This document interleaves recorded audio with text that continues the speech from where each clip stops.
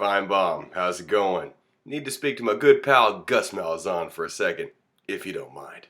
We don't technically know each other, but Gus, buddy, we're gonna have to be a running team this year. You probably know this, but I just wanted to give that idea some positive reinforcement. Don't worry about the defense. By the time the game was done, you had 5 starters out. If I took 5 of the best players off somebody else's defense, they'd probably suck too. Did you see what happened to Ohio State when they had a few guys out? They were losing to Virginia Tech again at the half. But it was still hilarious. But did you see the second half? You'll get 4 of your guys back for LSU.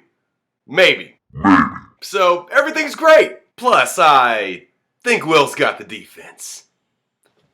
You've just got to worry about Jeremy. The run game's good, and you're probably going to have to lean on that for a few weeks. And that's okay! You've had the #1 back in the league your first 2 years as a head coach. Throwing is overrated. Just ask Pete Carroll or Marshawn Lynch's mom. Right now, Jeremy feels like he has to win the game for you. And it just isn't true! I mean, you're already running a little more than you're throwing the ball, so what's the harm in ratcheting that up a little bit? The more pressure you take off Jeremy, the better he performs. You already know what that looks like. The first half versus Arkansas. Speaking of Arkansas, you should probably send a thank you note to Brett for taking the heat off of us on Saturday. It's the courteous thing to do. Yeah, it wasn't much, but it sure beat living on the sun for 8 hours. Do you know how many Bama fans I had on my news feed? It's like ants on a popsicle, Gus. It's like the moth collection flying around Jordan-Hare Stadium's lights during a night game. Yeah.